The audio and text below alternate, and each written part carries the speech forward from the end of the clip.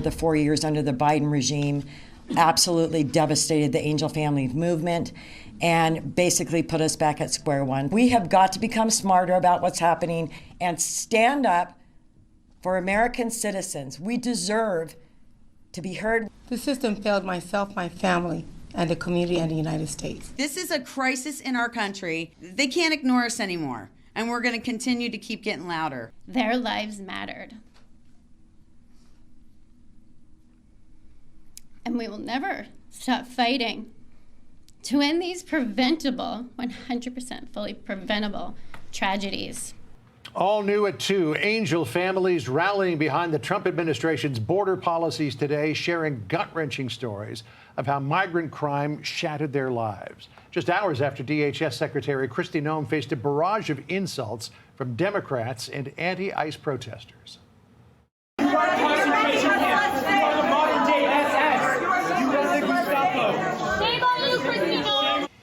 And we're back with the second hour of America Reports. I'm John Roberts. Good to have you with us today. Good to be with you, John. I'm Jackie Heinrich. Sandra is off today.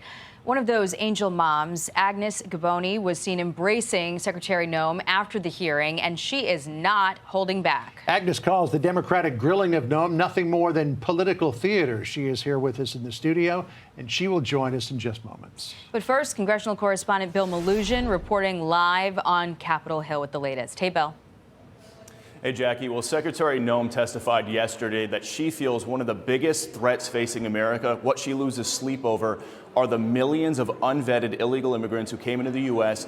during the Biden administration. And just a short time ago, we heard from a group of people who know that problem all too well. Take a look at this.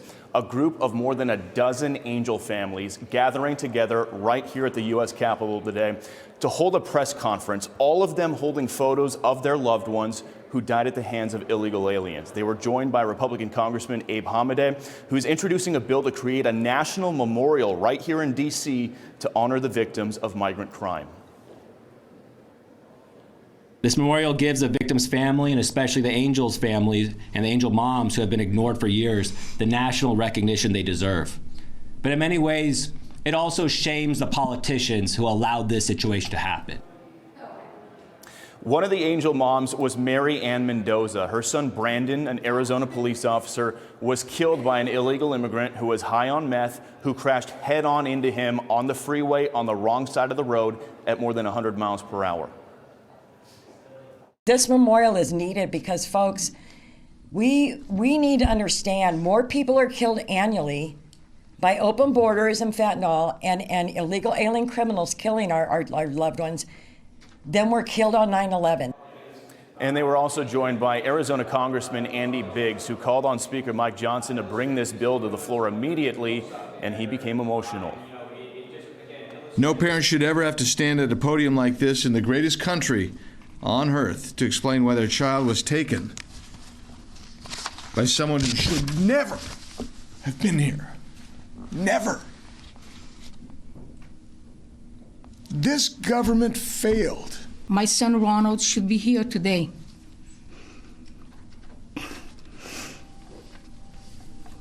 To celebrate Christmas. I cannot tell you how difficult this time of the year is for my family. And that Angel mom you just heard from there who was emotional was Agnes Giboney. She was the woman who you showed video of hugging Kristi Noem after that hearing yesterday. You guys are going to be talking to her in just a minute here. But one of the other Angel moms today made a point. She said every day they're barraged by what she says are media sob stories about illegal immigrants being arrested by ICE. She posed the question to the media, where were you guys? Where were the media when we got the phone calls about our loved ones being taken away by illegal immigrants? I'll send it back to you. Valid point. Bill Melugin on the Hill for us. Thanks, Bill. As Bill mentioned, Agnes Giboney was at today's news conference. She is the Angel mom of Ronald Da Silva, who was murdered in 2002 by a previously deported illegal alien who also had a long rap sheet. She's been an advocate for stronger border protection. She ran for Congress in California in 2020, testified before Congress in 2017, and she joins us now. So set the stage for us, Agnes. And again, I know it was a while ago, more than 20 years, but our condolences to you. I just can't imagine what it's like to lose a child. What happened with your son in 2002? Initially, what I heard was that Ronald, this gang member, wanted to kill his friend, and 20 years later, I found out after his friend passed away from natural causes that at his memorial service that my son pushed him out of the way because that gang was going to shoot him in the back, and my son got the bullet in the arm, traveled across his chest, and he bled to death. Actually, he died like Charlie Kirk by insanguination. He bled to death. So he was actually trying to save his friend, and he ended up Yes. taking the bullet. Oh my gosh, I can't even imagine. And you brought his photo here today. I did. This is my firstborn and only son, Ronald Da Silva, 29 years old. And what the press, what the media usually don't talk about is real family separations, because what separates me from my son is 6 feet of dirt in a coffin. I cannot travel anywhere to hug my son or to hear him say, "I love you, Mommy," like he used to. So sorry, especially this time of year. You were at that hearing with Secretary Noem yesterday, and as she came out, she was surrounded by protesters who were yelling at her. And in the middle of all of that, you went up and gave her a hug. I just want to show the video here for a second. There's nothing worse than someone who uses a baby as a political tool while taking babies away from the family.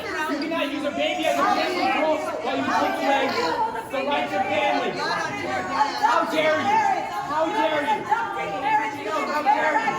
How dare you? You're holding a baby. So you could hear them yelling at her, obviously, and what a juxtaposition. You there in the middle of it, going up and giving her a hug. What were you thinking in that moment of what was going on just outside of the halls of Congress? It was a circus. The whole thing was a disgusting circus from the Democrats. There was no hearing. There was just an opportunity for them to bash and criticize Kristi Noem, who's doing a fabulous job. So I went up to her because I met her in April when they were reopened the Office of Voice that Biden shut down. And I told her, "I'm so proud of you. Thank you for being here and doing what you're supposed to do to protect us American citizens. Thank you to ICE members, Tom Homan and President Trump for protecting our citizens of this country." And I told her, "I love you." You've been trying to bring attention to this for a few years now and encountered some of these protesters in the past. Do they look through you? I mean, I can't imagine how someone could face a mother living with this terrible wound, the loss of her son, for years, and make that kind of noise and be so disrespectful, even if they have a different view on the politics of this. I mean, how they treated you in that moment is really stunning to me. Well, most of the time I'm invisible to them because they don't want to really bring attention to the losses of angel moms or citizens killed. But the people that were there yesterday, they were most likely Palestinian supporters, because the man that dressed like a priest, he called me entitled white person, a Nazi. And I came from a communist country. I was born in Budapest, Hungary. We legally immigrated here. I do not want communism. I do not want to live in a communist country. Another, unfortunately, the last demented president that we had, that's exactly where we're headed. And thank God for President Trump, because President Trump is the only one that's bringing respect from every corner of the world back to the United States. And we're standing #1 now. But we're invisible, unfortunately. The killer of your son, a man named Luis Gonzalez, was found. He was prosecuted. He was put in jail. He was subject to an ICE detainer, and he was deported back in 2019 during the first Trump administration, back to Mexico. Are you sure that in the last 4.5 years he did not re-enter the country? No.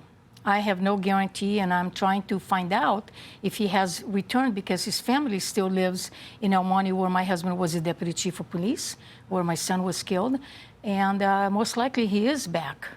You know, and another thing that I wanted to bring up is how broken our judicial system is. When we were in court to sentence Luis Humberto Gonzalez, the judge pled with him 3 times to take a plea bargain. He was going for first-degree murder, 45 to life, or second-degree, 25 to life.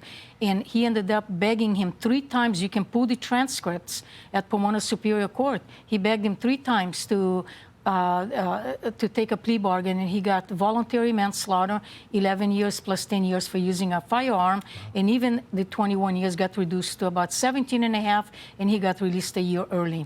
This is a slap in the face. It adds to our pain, to our suffering, to our desperation, because the fact is, I have a life sentence. We all have a life sentence of pain and grief.